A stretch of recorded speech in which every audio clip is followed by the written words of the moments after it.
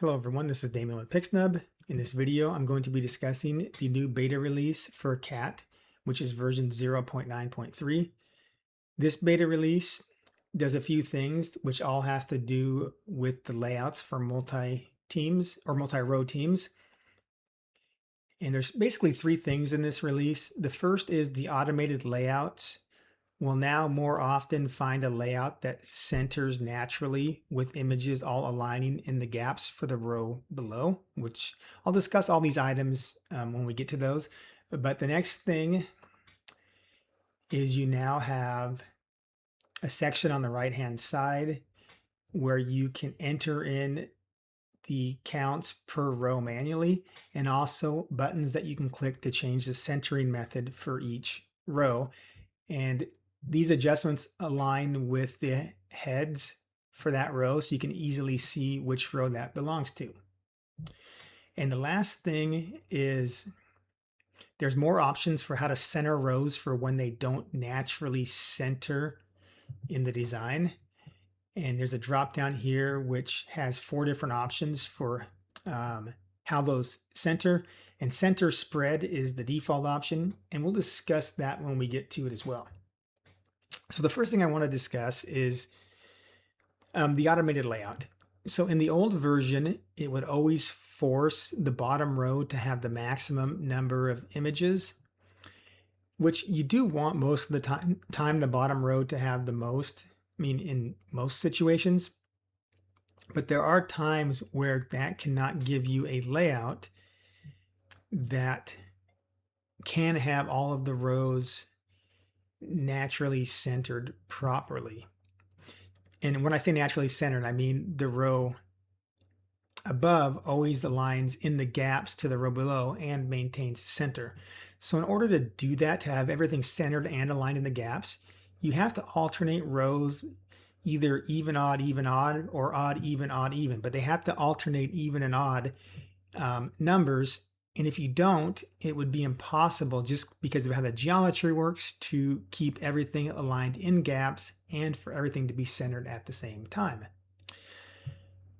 So this version will try to get the bottom row to have the max, but if it can't have everything to where it's perfectly aligned and centered that way, it'll try the other alternative with the bottom where it's -1 image, and then it alternates +1 to the second row and then alternates from there. So let's just move this around a little bit and see if we can get it to switch. And you see at this point, when I switch this aspect ratio, it's now chosen the bottom row to have the most, and then it alternates like 9, 8, 9, 8, 9. And then on the top row, it ends up with 7, because in this layout, it could not find to where it could align everything perfectly in the gaps and have everything centered. I hope that makes sense. And when you see a row that is not naturally centered to the design, you'll see this button turn yellow here. So there's 2 colors going on here in this section. You have got the button which changes the centering method. That'll turn yellow when it's not naturally centered, and it will allow you to toggle through different centering methods here. The other is the number itself per row. If that turns orange, that means that it's not maintaining an even, odd, alternating, going from one row to the next. So if I move my rows to a different layout, you can see that we're going 9 to 7. That's even to even. So this is orange. Then we go even to odd here, but then we go even to even. So that turns orange because it's not maintaining that alternating balance. And when you start deviating from the alternating balance, you see we have these rows now that have this yellow button where we can toggle those through the different centering methods. Now in this drop down here, this is where you set up how it's going to center, and whatever this is set to when you're in auto mode. So if you are Oh wait, this is in, let's go back to auto here. Okay, so whatever you're set to on this drop down, it's going to use in the automated layout. And so you see that this top row is now using strict center method, but that's going to line up the heads directly over the heads, which is usually not what you want. If you change this in the drop down, it's going to change all your rows to use what's in the drop down, and it's going to use that anytime it comes to that. And if you have multiple rows, you can individually change one row and not the other to your different centering methods. All right, I know that was a lot, but let's go back out here and let's if you click back on the exit manual and you get back to the auto here, it's going to automatically rearrange your images. All right, so next thing I want to do is discuss this manual row entry. You already saw me do it there in the prior steps, but just to discuss a little bit, you can either type in your values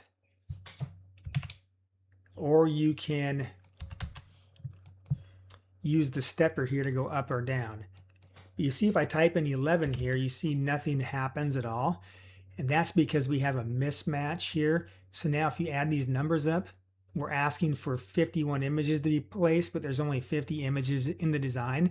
So if you move one row, it's not going to, or change the count for one row, it's not going to update your design until these numbers equal. So if I go 11 here and then I subtract 1 up on the next row up, you see then it updates the design because now the number of images we're asking to be placed equals the number of images in the design. So I'll just use the stepper for this one, go up to 11, and then back to 10. You can see it update again. And you see in the case of this layout here going 11, 10, 11, 10, 8, we end up with that top row, which is not centered naturally. And that's why in the auto mode, it started out with 10 and went 10, 11, 10, 11, 8, because that was able to align naturally. But in any case, when you get to this point where you do have a row, you need to choose how to align. Like I said, center spread is the default. But just to discuss the options, you've got left bias, which will shift left 1/2 slot to keep those in the slots. And if you are on row centering method, keep slot spacing, that will toggle through left and right. So it's not always using left on the whole design. It'll cycle through if you have multiple rows alternating left and right to keep the overall design centered, but each individual row is not going to be centered, if that makes sense. I hope it does. But so in this case, we're maintaining the gaps, but we're not able to get fully centered to do that. If we click one more to where it says C, now that does truly center the row and keeps the spacing the same on the images, but then we end up with the heads lined up directly over heads, which in some cases isn't going to work well. I'll actually think after we're finished with this image, I'll pull up another one and show you an example of where this can bite you here with that. Then we've got center spread is the next option, which is the default, and that will just spread the images out. So it's going to put the two end images in the gaps. So it basically spreads it out one slot so it can maintain center, and then it evenly spaces those images. So by the time you get to the center, you're more or less close to head over head, but they're not all head over head, so it looks a little bit more natural. And then the last one is center gap, so CG. If you click that, you can see it now puts one empty space in the center of your images, so that way it's going to be able to align that row. All right, so I think that about covers all of that. I know that was a lot, but let's load in another folder here.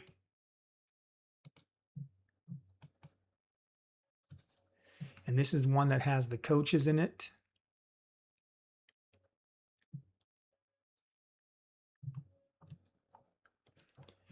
All right, you can see here, it's got everything centered because if this is all green here, that means we're all perfectly centered and we're alternating even, odd, even, odd, even. So everything pretty much is perfect for the layout. However, I know a lot of people specify they want to be able to only put coaches in the top row and not other players. And right now, the layout designer does not do that automatically. And the reason is pretty simple for that. It's because it's, for one, it's very complicated, the math it does to figure out the best fit. But secondly, somebody might give it one or two images that have top in there, or they might give it 25 out of 50 images that say top, and you couldn't really realistically put half the images on the top row. So because I know that there's a lot of extremes that aren't going to work, I just left this to where it's going to find the best fit, and it will fit all those images labeled top on the top row. But if you want to change this, you can either manually drag images, or you could just go and enter in what you want. So the top row, we know there's 5 coaches. Let's just enter 5.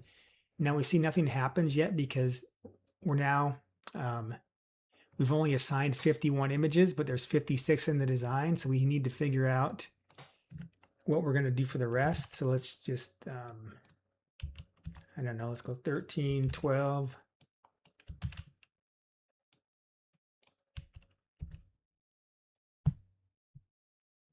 So now we're on 55. So we need to get, so you can see where this gets kind of hard because this is going to be difficult to get a layout that completely alternates. So now we've got 13, 12, 13, 13, or maybe we go 6 rows and do this. But in any case, I'm not going to get too crazy in the video trying to find the best combination.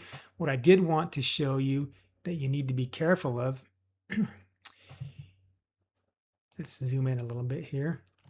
You see now we've got taller players in front of shorter coaches. And so if you use this straight up centering method, which is what I had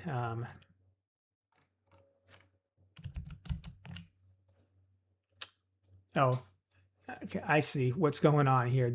The second from the bottom row is the one that's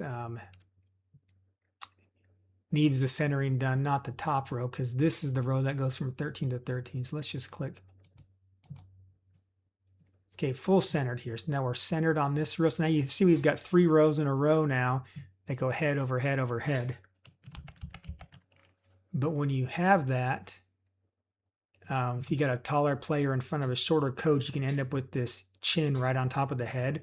Or in worst cases, depending on the heights or your row spacing, you can actually have the head of one player drop below the head of the other player. So you do have to be careful about that when you're using this straight up center and you're going head over head. So, and we could choose a gap here.